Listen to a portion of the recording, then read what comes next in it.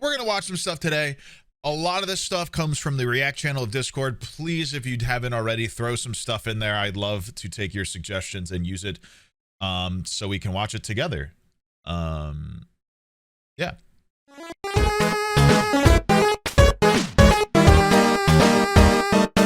So we're gonna flip script into a little crime time. That's an unfortunate frame. Sorry, friend. Look. That's just the start of the video, damn. So like I said, there is currently, as of right now, I don't know if it'll change. There's currently a prison escapee. There's a bunch, there was a handful of prisoners who escaped New Orleans, a penitentiary in New Orleans. A good amount of them have been caught. There's a few remaining, and the story behind this one in particular is interesting. Apparently, I did not look at this video ahead of time, but it seems like this channel will do a pretty good job of sort of explaining this person in particular, because their motive for escaping is interesting. Well, hopefully they'll get into that. Now look. This is posted a day ago, by the way. And obviously the channel's right there. 504 Street Stories and Gangster News Network. So I see these guys broke out of jail. And now I think 3 of them got caught. See. I'm gonna look up what the update is. Running around here thinking y'all dog the bounty hunter, you heard me, and trying to run up on one of them dudes. You understand? Or up your gun on one of them. Lay down, citizen's arrest. And the dude runs straight at your ass with an eye full of kill. In the making, a man accused of killing 4 people, 2 on Mardi Gras Day back in 2018. All I could think of is getting her over here in safety. You know, this is ridiculous. People are supposed to have a good time, not going and killing each other. Eric Groves is a heinous criminal who ran terror down in the lower Ninth Ward for well over a decade. What are you thinking of? Do you think about the children and expected mothers with babies that you could have killed? Why are you doing this to these people, to us? We never asked for it. You know, get help, whatever's going on. Handle it a different way. Don't kill each other. Groves pled guilty to 2 counts of manslaughter and 2 counts of second-degree murder. Okay. So that's why he was in jail. I'm back with another video. Welcome to New Orleans, where the brass man hit the streets, but them choppers hit even harder. It's the Big Easy, but ain't nothing easy about surviving in the NO. Under all them Mardi Gras masks and crawfish balls lies a war zone. A city with a heartbeat that skipped one, where every block got a name, every corner got a code, and every youngin' chasing respect or revenge. And in the heart of that was one name that rang out heavy, Derrick Groves, aka Woo. He ain't just no hood myth or some name on the news. Nah, Woo was a storm, haunting them same streets that raised soldiers and took them. He came up round dope boys, stick-up kids, murder charges, and police task forces breathing down his neck. And still he rose, violent, loud, untouchable. Woo was born into the heat, grew up where the only job that paid was hustling, school, and that was just something to walk past on the way to the trap. Woo learned fast, keep your mouth shut, stay 10 toes down, and never let no man disrespect you on these streets. His name started ringing at a young age. First for petty shit, jacking bikes, flipping nicks, pressing other little crews, but it ain't take long for the stakes to rise. By the time he hit 16, they say Woo was already carrying a stick. What a fucking gun. There is so much happening in this picture. Oh my god. Oh my god, that fucking clip is extended. moving packs like a grown man. He wasn't just in the streets, he was the streets. And the feds, they was watching, cause they knew Wu wasn't no average corner boy. He was organized, dangerous, connected, and worst of all, he ain't fear nothing. 2016, a body drop, then another. People ain't really talk, but the whispers all said the same thing. That was that boy Wu. Detectives started stacking cases. Homicide units looking for links. But in the hood, he ain't need no paperwork. Everybody knew Wu was moving militant. By the time the calendar flipped to 2018, it was already too late. Wu's name was cemented in the streets and his hands was tied to blood, allegedly. Multiple murders, firearms, drug runs, and that Mardi Gras shooting, that one made national headlines. Hi, I'm Jessica Cartalia. Police in New Orleans are investigating several shootings that happened during the city's Mardi Gras celebrations. The first two shootings happened in the afternoon when fights broke out near the traditional parade route. Two more shootings were reported over the course of the day across the city. 3 people in total were killed, 5 more were injured. But we gonna get to that, cause see, Wu's story, it ain't just about one shooting. It's about how he's got nice from the rhythm. trenches went from pushing grams to pushing bodies in the dirt, and how the feds finally caught up, but only after the damage was already done. 2017, the feds started moving quiet, but heavy. See, Wu wasn't just on NOPD's radar no more. Nah, now it was the DEA, ATF, and even Homeland Security. Yeah, it was like that, because they knew he wasn't just out here hustling. He was allegedly moving work across lines that ran up and down the Gulf. They got eyes on trap spots, wires on phones. They flipping Wu's little homies one by one, trying to find a crack in the armor. But Wu, he was playing chess, kept his circle tight, spoke in codes, changed phones like outfit to them alphabet boys. That's crazy. He was a goat. I'm shocked I haven't heard more about this situation. I didn't know he was so like infamous. You know, it really is glossed over. I don't know about the other ones either. It's just they talk about how it's like a group of escapees. They're not talking about a prolific guy like this. Like, damn.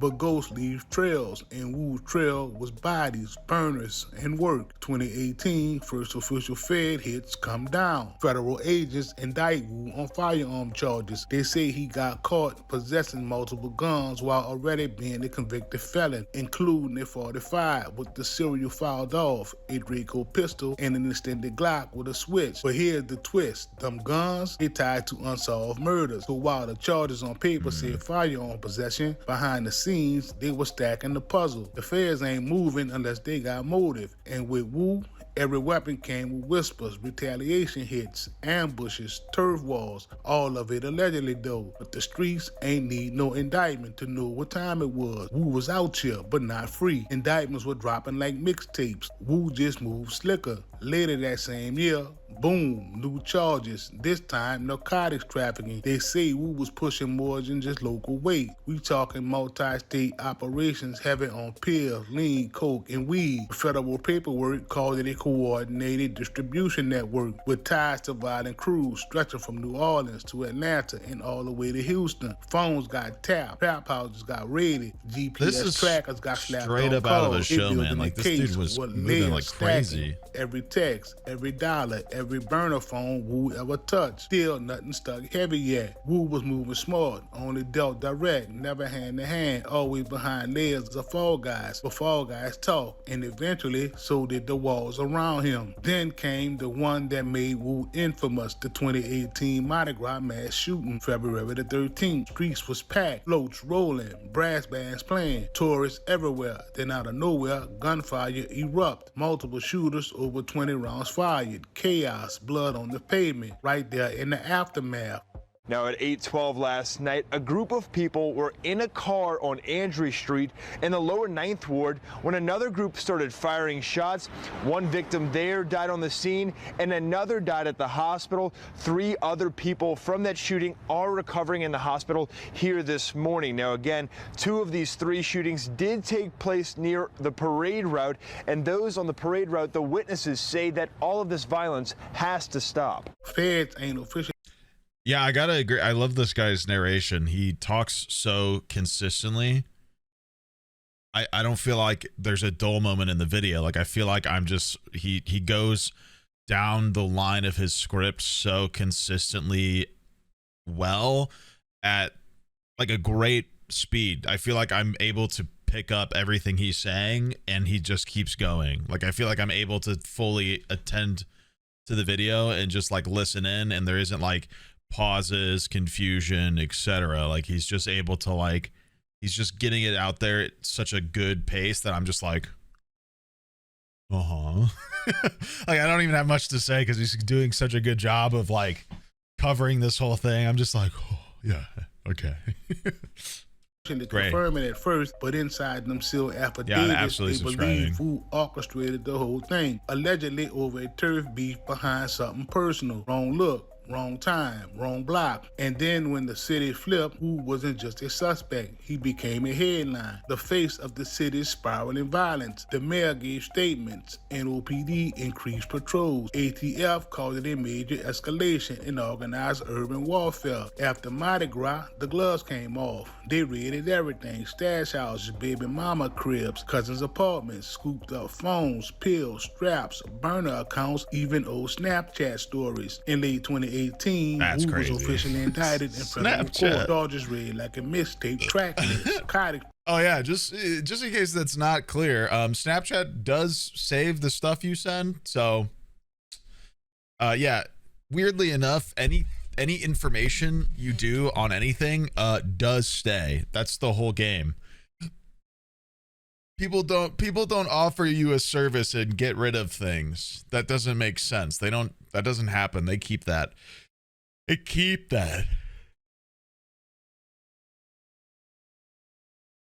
Yeah. All of it.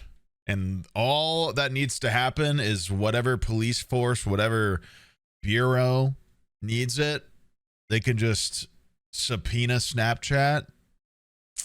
Boom. They'll pretty much cooperate no matter what, especially because it's a crime.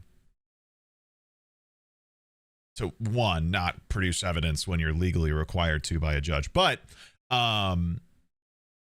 when it comes to giving evidence that might solve a crime, some worse than others, but still, stuff like that is they're pretty cooperative. Phone companies do the same thing. This is how police catch people so quickly because we've talked about smartphones and shit. People love to, I mean, literally the Idaho killer, the guy that went to that university, killed 2 or 3 people. I don't remember. I don't remember how many people he killed, but the guy with the same degree as me, who was getting a master's in criminology, went to Idaho, killed 3 people. He got caught because they had his phone data. Well, I think a bunch of other stuff, but he got caught especially because they could trace his steps, because the guy would turn his phone on randomly throughout his road trip there and back. Every couple of hours when he stopped, he would turn his phone on and do some shit. I don't remember what they did, but all they did was find out his phone company, subpoena his phone company. His phone company was like, here's his geological data. All of it you need right there. It's really that easy. Really that easy. Because phones are the biggest snitches of all time, really. I mean, of all time. I would actually love to do a video on it. I'm not sure how good that is for the public, though, because I guess teaching people, I don't know. I think it's a very interesting topic because not people really don't fully fathom how informative your phone is of yourself. Like, you might think so, and it's worse. That's what's crazy. Is you might think it knows you, but it knows even more, and you're like, it's scary. It's scary. It really is. And then once again, when it comes to stuff like this, it's exact. Like, it's actually so exact. Like, your data, locational data, is crazy. I actually, you know what? I did start working on a video like this because I remember taking an article of a shooting, and I don't remember where it was, but Google got subpoenaed. I think it was Google, and they tracked the guy who did it because of his phone, and he was biking in the area at the time. They literally caught him at the crime scene only because his phone gave him away. I remember this. I remember starting a video on this, and I think this is one of the first things I want to do if I want to do more true crime videos. Some people are probably confused why these reacts probably don't end up on Crime Time. It's because I actually want to make Crime Time content actual true crime content, not just me reacting to other people's true crime content, because I feel like it'll muddy the waters a bit, because it's like some people want to watch videos with me, some people want to hear videos I make probably and my education on them or about them, etc. So yeah, what is a subpoena? It's SUBPOENA, I think. Essentially, the quick summary of a subpoena is basically somebody convincing the court that someone has information that is very necessary to solve a court case. So, or catch somebody, crime, find out who did it in general. So essentially, a judge legally gives whatever department, lawyer, person permission to essentially demand that person, company, etc., to hand over anything that might be relevant, or they break the law. Essentially, it's basically saying, like, the judge says you have to give us stuff that subpoena. The judge said you have to give evidence or you're in trouble.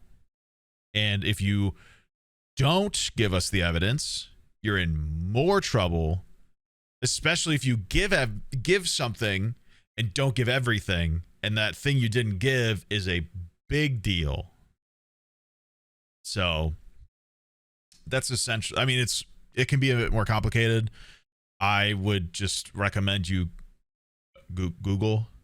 It could be for a lot of stuff. Yeah. Like it can be for information. It can also be, like you can subpoena a person. Like during a court case, somebody can be subpoenaed to appear in court as a witness or make a testimony, essentially. So it can do a lot of things. It's essentially demanding something or somebody give information that might solve a case, solve a court trial, etc. It's a lot. There's a few things. It's a great thing to look up because it's a very broad term, but also it can be very specific. So, trafficking, felon in possession of firearms, and furtherance of drug trafficking, and suspected links to multiple murders. They painted Wu like a criminal CEO, running crews, setting hits, pushing dope, stacking bread, and even inside them courtrooms. Kind of sounds like it based on his history. No cooperation, no plea, just that cold stare, like he already knew the life he had chose. But the feds, they don't stop. And they had time, evidence, witnesses, and they planned to bury Wu under the jail. 2020 hit, and the case against Wu, it came heavy. By now, the feds had been building for over 2 years. Surveillance, wiretaps, informants. They were stacking statements, phone records, jail calls. Every brick in Wu's empire was being documented. And then, folks started flipping. People Wu used to ride with, eat with, call bros, started signing them proffer agreements, testifying in open court, telling stories about drug runs, stash spots, even bodies that never made the news. Witness folks say Wu gave the order for a hit on a rival crew leader back in 2017. Witness 6 say Wu kept a Draco under his seat every time he rode. Witness 9 claimed Wu bragged about airing out the Mardi Gras shooting like it was Baghdad. Some say they was lying, others say they was scared. But in that courtroom, them stories stuck. The feds ain't just relying on witnesses though. Nah, they came with the evidence mountain. Phone taps from Wu's Galaxy burner where he had talking in code about zips, sticks, and slides. GPS logs showing him outside the rival's house the night before a retaliation hit. Photos pulled up from deleted snaps. What did I just say? GPS log from his phone. His GPS on his phone that he might not even been using at the time. Planted him at a scene the night before. Everything, man. Like, these phones catch everything. Like, it's all information gathering. That's the name of the game. Even if that game is told to you that it's not going to keep anything. The Snapchat story showing stacks, straps, and lean cups in the background. They even had jail calls. Wu talking reckless, using coded language that the feds decoded later. Calls where he mentioned using coded language on a prison phone that they decoded. Damn. That's some movie shit for sure. That's crazy. Dudes had crossed lines and needed to be put to sleep. Wu's defense tried to play it down, said the feds were fabricating, stretching slang into conspiracy. But in the jury's eyes, that pile of proof was looking way too high to ignore. It all came down to that one day, courtroom packed, media lined up. The jury came back after 3 days of deliberation, and the verdict? Guilty on multiple federal firearm charges, guilty on possession with intent to distribute narcotics, guilty on possession of firearms and furtherance of drug trafficking. And the murders are not charged directly. It was considered relevant conduct, meaning they counted when it came to sentencing. Judge ain't hold back, called Wu a danger to the community, said his leadership turned neighborhoods into combat zones, and dropped the hammer. Life in federal prison, no parole, no second chance, just cold steel bars. In the making, a man accused of killing 4 people, 2 on Mardi Gras Day back in 2018. He was found guilty on several charges, including second-degree murder. WDSU reporter Ariel Brumfield joins us live from the DA's office with how this verdict is impacting the families involved. Ariel? Well, you guys, this guy has hurt a lot of people, and it's been several years at this point. Investigators in this case says that Derek Groves, he is going away for a very long time. This happened like late last year, by the way. A guilty verdict now landed 6 years in the making. Derek Groves, this happened in 2024. Killing 2 people Mardi Gras Day in 2018 and injuring several others, pled guilty on Wednesday to several charges. A jury returned a unanimous and powerful verdict in the case of Derek Groves. Now, Groves was found guilty on all counts. 2 counts of second-degree murder and 2... Which makes his escape even crazier because this happened late October. So he basically has been in jail for barely half a year and just escaped.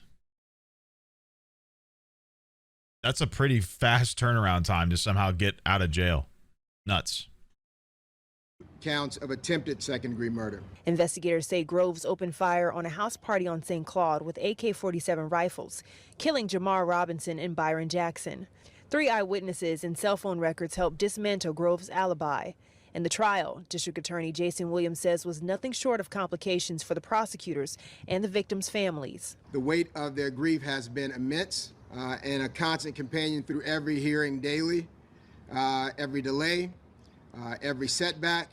And while no court decision can bring back their loved ones or fully heal their wounds, this verdict provides a measure of justice. But we learned Thursday justice is being served once again. 2 other victims Groves is accused of killing, Tyrone Francis and Woodrow Smith. Derek Groves is a heinous criminal who ran terror down in the lower Ninth Ward for well over a decade. And that reign of terror has been ended. In fact, today, Derek Groves pled to 2 more murder cases. Groves pled guilty to 2 counts of manslaughter and 2 counts of second-degree murder. And we're told Groves will be serving his sentences consecutively. Reporting from the DA's office, I'm Ariel Brumfield, WDSU News.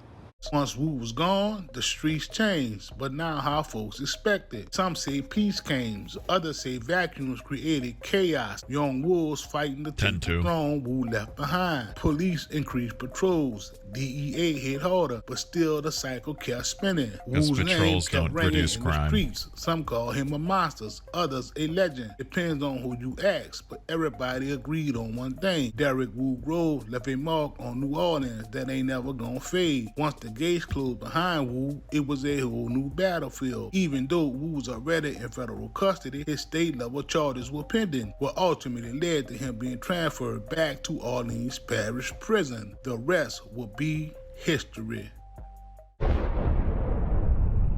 Whoa. That it? Wow. So yeah, this is one of the people still at large, apparently. I don't think, I mean, I can... Let me look at my phone really quick to see if I can find anything about any update, but I don't think he's been caught yet. Which is crazy.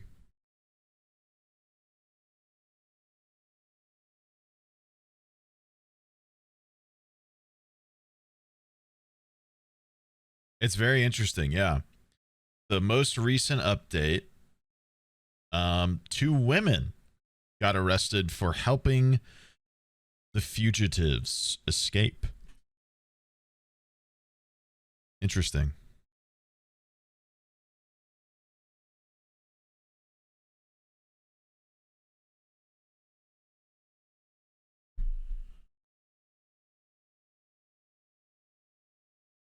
Might as well do this on my monitor for you guys to see really quick.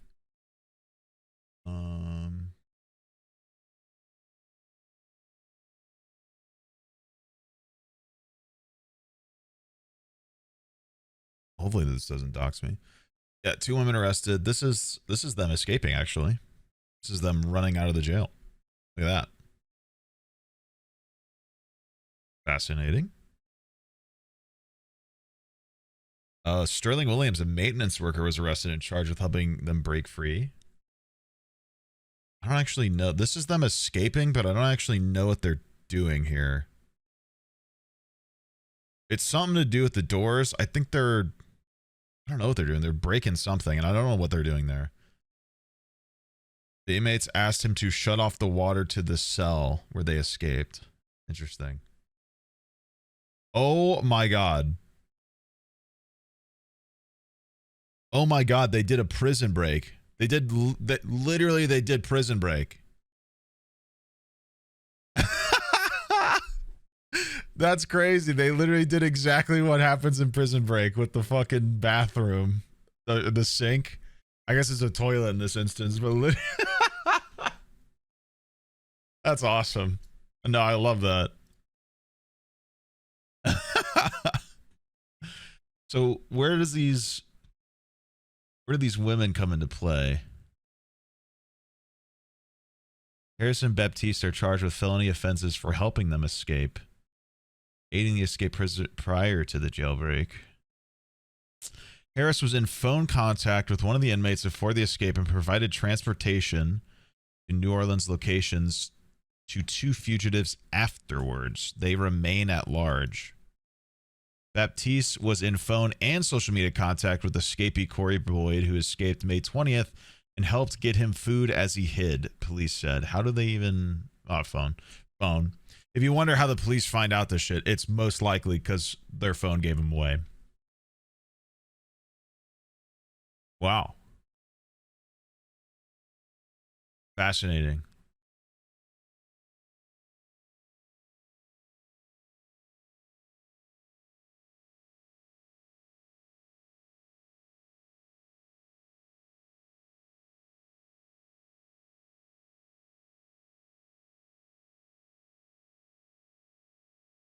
Yeah, they already caught 5 of them.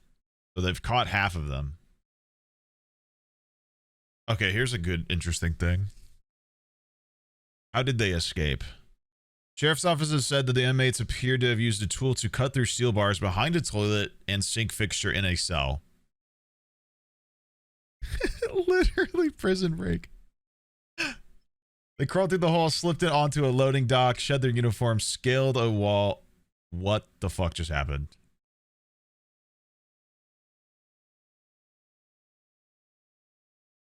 Bring me back. How dare you? Why did it just kick me? Fucking... Yippee less than 3. Scale the wall, sprinted to freedom across Interstate 10, leaving behind a mocking message on the wall that read, "Too easy, LOL." Nice. That's funny. Okay, so Williams was the employee.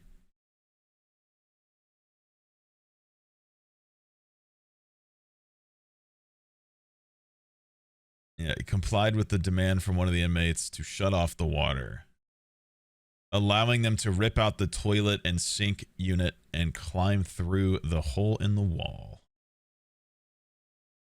Wow.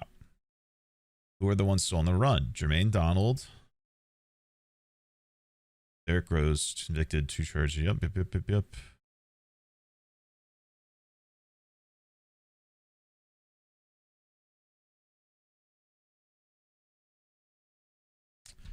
Yeah.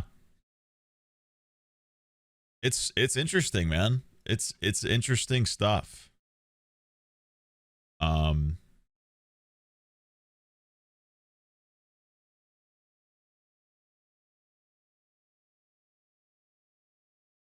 Yeah. It's fascinating. I'm interested because once again, we're in the middle of it. So it's not even a fully solved thing yet. I'm interested in how it goes from here.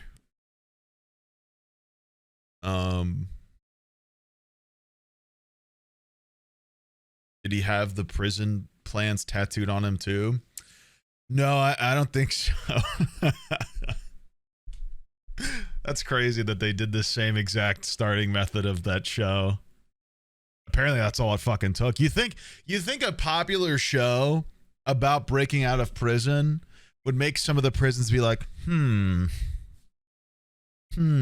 maybe we shouldn't make a clear path out from behind the toilets they all use.